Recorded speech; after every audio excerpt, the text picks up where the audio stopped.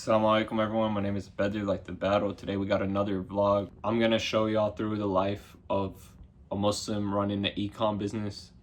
Let's go. I'm pretty late to my court. Oh shoot. Yeah, so I'm pretty late to court, but usually it's alright if you're like a little late. And the reason I have court in the first place is because of a speeding ticket.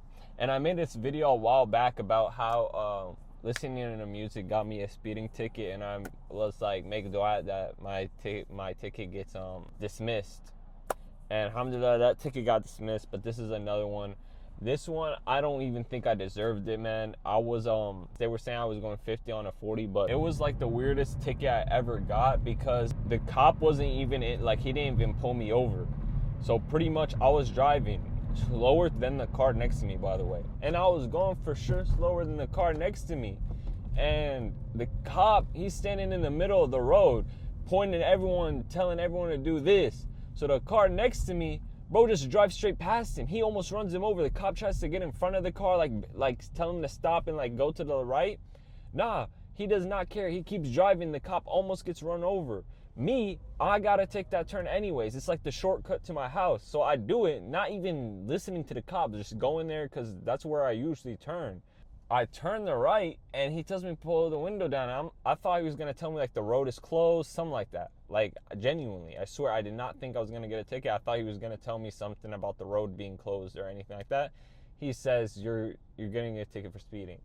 I was like, what about the car that just almost ran you over and drove past you? Are you actually about to give me a ticket? He's like, yeah, he was also speeding. Like, bro, shamelessly just told me that dude was speeding and got away with it, and you're about to give me a ticket. And then he got me for 50 over on a 40, which had to be capped, bro. Had to be capped because it was the morning. I was dropping off my cousins at school. I was so sleepy. There was no way I was even speeding at all. I was barely hitting the gas.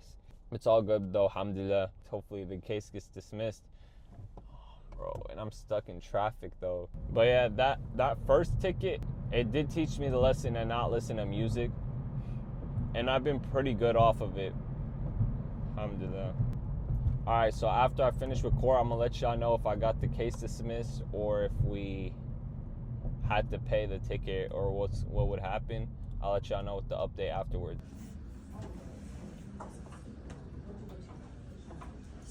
Alright, so I just finished the court. Took so long. So they called out the first batch of people that got their case dismissed, and I wasn't named part of them.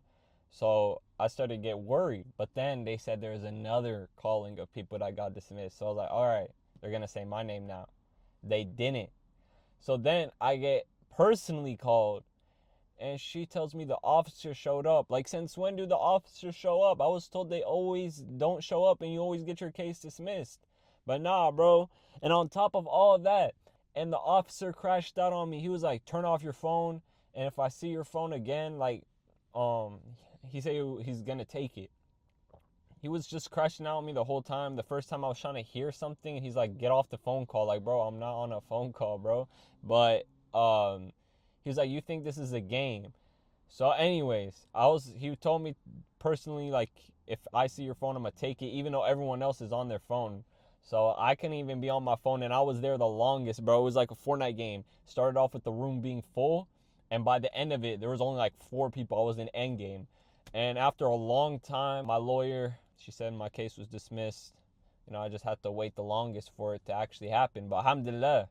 I was going to say, do you guys even make dua for me? But I guess you guys did because my case got dismissed. Alright, so I just finished working on my password page. I just spent the past hour working on it. My goal for today was just changing the background from a white background to a black background, and it took a while.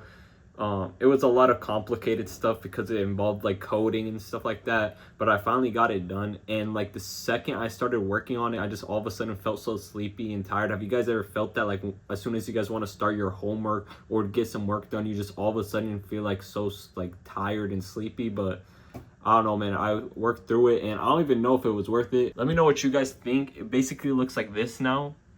Just imagine beforehand, like, everything was just white, the logo was black, and then everything was black. So I just changed the background to black, changed all the text to white and stuff like that. And I don't know, I think it looks better. But I also like the white one. I don't know. Let me know what you guys think. I also realized that one of the people that signed up for my SMS and email list, they only got added to the email list because the forum wasn't active on Postscripts, which means I missed out on one whole SMS. And you know, as someone in ecom, having those SMS, especially just starting out, SMS is really important to have. So the fact that I missed out on one person from signing up because the forum wasn't active on my Postscripts sucks, man. And so pretty much the update for the week is that last week I found out that my sample came out wrong and I wanted it to be fixed.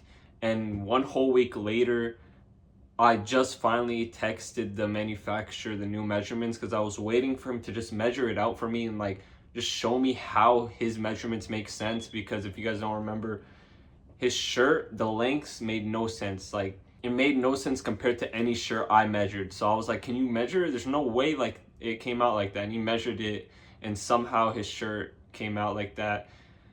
But yeah, I sent him the new measurement and we'll see how long that takes. When it comes to posting on TikTok, I have some growth.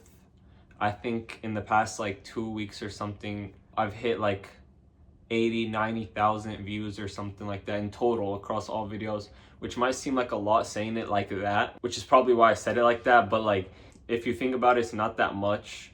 And I'm at 160 followers, which is growth. Like I'm pretty happy with it. Really, I realize like follower count and how much I grow right now doesn't even matter that much, because it's all about how much views your product videos get. If you're getting some views right now but your product videos don't get any views, then it really doesn't matter at all. The reason why I'm posting right now is to gain some traction and hopefully get 1,000 followers, so that by the time I do start posting, when I have the samples in hand, I already have 1,000 followers and I could put my link in my bio. So that's the main goal. If I could get to 1,000 followers before the sample comes, I could put my link in the bio. If not, at least I got in the habit of posting, you know? I'm just waiting on my samples to finally be finished and come over so I could start posting. And I was planning to do a pre-made at first, but now I'm considering a pre-order. And I know pre-orders are very heavily discouraged, but I'm gonna try it out where I'm gonna be very open about it being a pre-order and make it a really good deal. Like make it buy one get one free or something like that, and see what happens if I could get sales as a pre-order. I have it active for like a couple of days or so, and we'll see what happens. That's just what I'm thinking right now. I just made this I just thought of this like recently, so maybe by the time the sample comes, I'll have a new idea. It's just ideas formulating as I'm waiting for the sample of like how I'm gonna sell it, how I'm gonna market it, and just planning it out. Also, I asked my manufacturer to send me videos of production and tell me why they always be putting the weirdest emojis. Like I'm gonna show you guys like, what does this mean? Like this freaky ass emoji, bro. Like what is these freaky ass emojis on Alibaba, bro? Like what is that, chat? What is that? Also, another thing I learned that I want to tell you guys is about Pakistani manufacturers. One of my manufacturers is Pakistani, and I realized just by hearing so many stories is that Pakistani manufacturers, they eventually scam you, like most likely. Like out of all the people I've heard, like as soon as you get big numbers, 10, 20, 30K, it gets more tempting for them to scam you and just take all that profit and block you. It's unlike Alibaba, going through Alibaba where you could have assurance and get your money back. Pakistani manufacturers take it outside of Alibaba. They go to WhatsApp and you pay them through a different app. And it's good because it's cheap up front. But once you start getting some motion, once you start placing bigger orders, it gets more tempting for them to just like take the money and block you and just take all the profit for themselves. I would imagine that their profit margin is not that big because they're trying to offer you the cheapest price, so they don't have that big of a profit margin. So if you pay them like $10, $20, $30,000, if they took that all as profit and just blocked you, I feel like that would make like life-changing money in Pakistan, which is why it's so tempting, and it's why I see so many like of these big successful clothing brands get scammed by their Pakistani manufacturer, lifelong manufacturer, once they get to a certain point. So I want to continue with my Pakistani manufacturer for the same reasons that they're cheap and stuff. But as soon as I start doing bigger and bigger orders, I want to switch to a Chinese one, not to take a risk.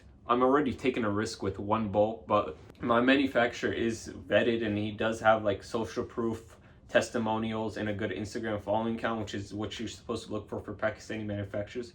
But regardless of all those things, like temptation's temptation. They could just block you and just deal with the repercussions as long as they made $20,000-$30,000 in pure profit. I'm gonna hope with all the social proof that my manufacturer currently has that he'll go through with at least like his MOQ and small bulk orders. But once I want to get bigger and once I get more profitable, I'm instantly switching to a Chinese one.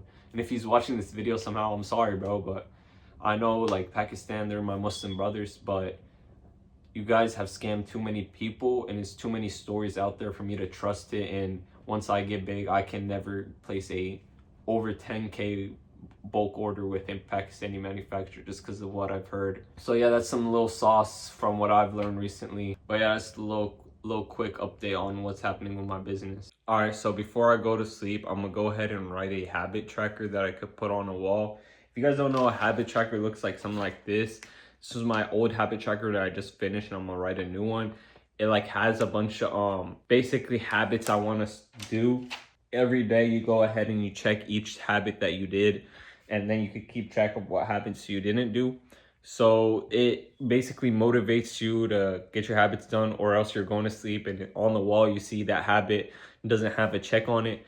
So I'm about to write one real quick and I'll probably show you guys what it looks like when I'm finished writing it. All right, so here's the finished habit tracker. I don't know why my phone quality is being so bad, but I basically have these habits. I've used these habits for the past 3 habit trackers and they've been really good. Like, just made me live a pretty positive lifestyle when I hit these habits out of all the other habits. Like, I had meditation, but like my life doesn't feel better when I'm meditating compared to these habits. So basically I felt the most productive with these, and I don't know why my camera is so bad right now, but yeah, I recommend everyone get a habit tracker. The combination of habits will be different for everyone depending on what your goals are.